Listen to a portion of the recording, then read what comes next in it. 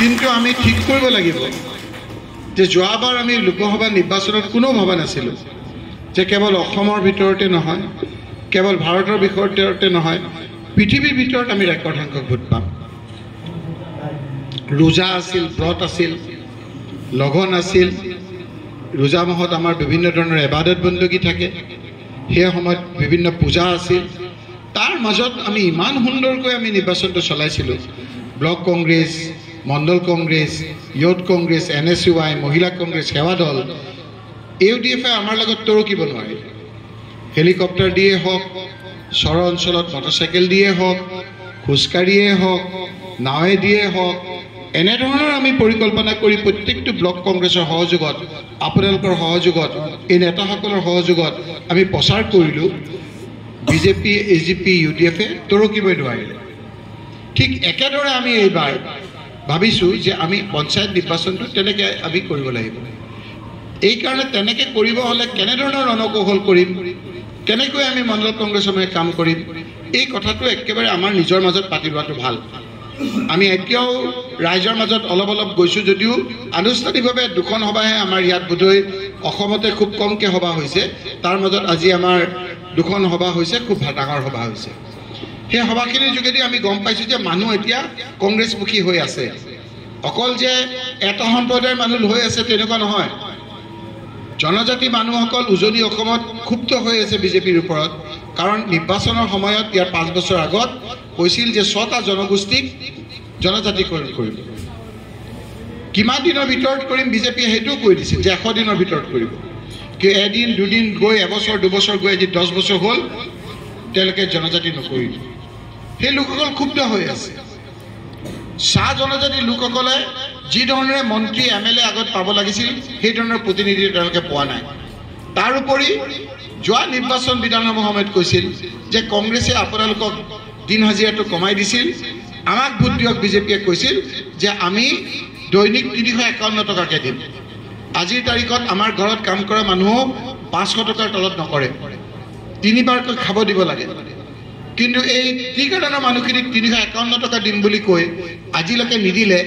তেওঁলোকৰ কোনো ধৰণৰ প্ৰতিনিধি আজি উপযুক্তভাৱে নাই। আমাৰ আগতে স্পিকাৰ পৰ্যন্ত আছিল।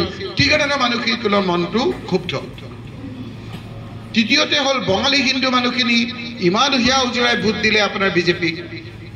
আজি এজন ব্ৰহ্মপুত্ৰ ভিলেত এজন মন্ত্ৰী নাই বঙালী, নিজৰ এজন মন্ত্ৰী। আমাৰ দিনত আপোনালোকে দেখিছিল যে চন্দন চৰকাৰ আছিল,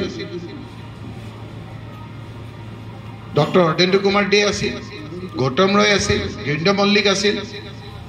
সকলো জাতি জনগোষ্ঠীৰ মানুহ ক্ষুব্ধ। আজি ইয়াৰ কুৰাজবংশী লোকসকলে ভাবিছিল যে আমি বিজেপি হোৱাৰ লগে লগে 100 দিনৰ ভিতৰত আমি জনজাতি পাম। এদিন গ'ল, দুদিন গ'ল, আজি 10 বছৰ গ'ল, জনজাতি পোৱা নাই। এই মানুহখিনি আজি ক্ষুব্ধ হৈ আছে। আৰু সেইকাৰণে আজি আপোনালোকে দেখিছে বিভিন্ন ঠাইত বিভিন্ন জাতিৰ ধৰ্মৰ মানুহে কংগ্ৰেছৰ প্ৰতি আকৰ্ষিত হৈছে। তাকে দেখি বিজেপিয়ে এতিয়া পুলিচৰ বাহিৰে তেওঁলোকৰ কৰ্তব্য নাইকিয়া হৈ গৈছে। ধৰ্মীয় সংখ্যালঘু লোকসকল মুছলমানখিনিৰ কথাটোতো আপোনালোকে জানেই যে এতিয়া ৱাকাফ লৈ পেলাই যিটো কৰি আছে। ৱাকাফটো কি আমি বহুতে নাজানো।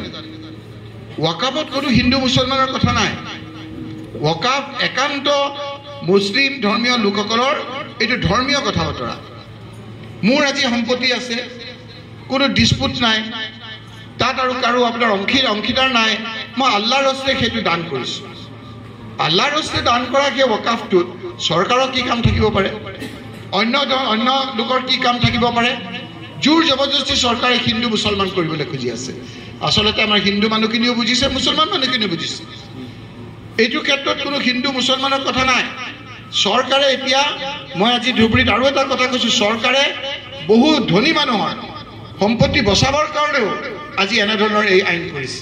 বহুতে কয় যে বম্বেৰ যিটো ডাঙৰ সম্পত্তি, য'ত আমাৰ মুকেশ আম্বানী য'ত ঘৰ বনাইছে, সেই মুকেশ আম্বানীৰ সম্পত্তিটো ৱাকাফত।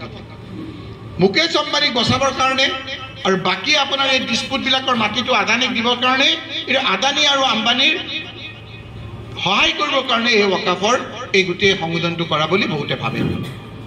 আমি এটা সিদ্ধান্ত লৈছোঁ, আপোনালোকে চাই ল'ব ব্লক কংগ্ৰেছসমূহে, যে য'ত আমাৰে ল'ৰাই আমাৰে ছোৱালীয়ে এটা ৱাৰ্ডতে কেইবাজনো খেলিছে, কিন্তু তেওঁলোক কংগ্ৰেছে গতিকে তেওঁলোকে কংগ্ৰেছৰ পৰা জিকি আহক আমি লৈ ল'ম আপোনালোকে কি কয় সেই কথা কাৰণ এটাতে দুই তিনিটা হৈছে আমি যদি কাৰোবাক সমৰ্থন কৰিবলৈ যাওঁ আমাৰ মাজতে ভোট ভাগ হ'ব কিন্তু আমি চাব লাগিব খুব সূক্ষ্মভাৱে যে সেই প্ৰাৰ্থীজনে নিজেই প্ৰচাৰ চলাওঁতে জিলা পৰিষদত কংগ্ৰেছক দিবলৈ কৈছে নে নাই আঞ্চলিক পঞ্চায়তত কংগ্ৰেছক দিবলৈ কৈছে নে নাই যিবিলাক ৱাৰ্ড মেম্বাৰৰ সদস্যাই জিলা পৰিষদত কংগ্ৰেছক হাতৰ চিনত ভোট দিব দিছে যিবিলাকে আঞ্চলিক পঞ্চায়তত হাতৰ চিনত ভোট দিবলৈ দিছে কৈ ক'ব তেওঁলোক জিকি আহিলে আমি তেওঁলোকৰ পৰা লৈ ল'ম কিন্তু তেওঁলোকৰ পৰা যদি একো ভোটটো ভাগ হৈ পেলাই জিকি যায় বেলেগ জিকি যায় সেইটো আপোনালোকে অকণমান চাই ল'ব গতিকে যেহেতু সদস্যাৰ ক্ষেত্ৰত এইটো এটা অসুবিধা আছে আমি সেইটো মুকলিভাৱে তেওঁলোকক আমি তেনেকৈ দিব লাগিব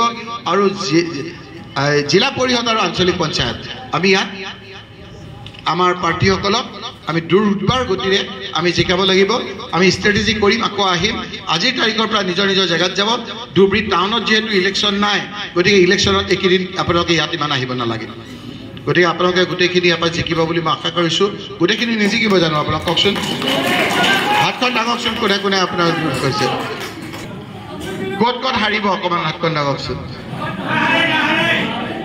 গতিকে আমি অনুৰোধ কৰিম যে ইলেকশ্যনৰ কোনোবাই পাইছে কোনোবাই নাই পোৱা সেই লোকসকলকো আমি যিসকলে নাই পোৱা সেইসকলো আমাৰ কংগ্ৰেছ কৰ্মী নেতা সেইসকলকো আজি আমাৰ ইয়াত আদৰণি জনাম মই দেখিছোঁ দুই এক প্ৰাৰ্থী আছিল যিসকলে ইয়াত আজি উপস্থিত হৈছেহি তেওঁলোককো মই আদৰণি জনাম মই এটা সমষ্টিৰ প্ৰথমে জিলা পৰিষদৰ ব্ৰিচিং জোৰোৱা আমাৰ জিলা পৰিষদৰ প্ৰাৰ্থী আমাৰ এই ৱাজেদ আলী চৌধুৰীয়ে তেওঁলোকৰ এই জিলা পৰিষদৰ নামটো ক'ব আৰু আঞ্চলিক পঞ্চায়তৰ সদস্যৰ নাম ক'ব আমি ইয়াৰ পৰা তেওঁলোকক আদৰণি জনাম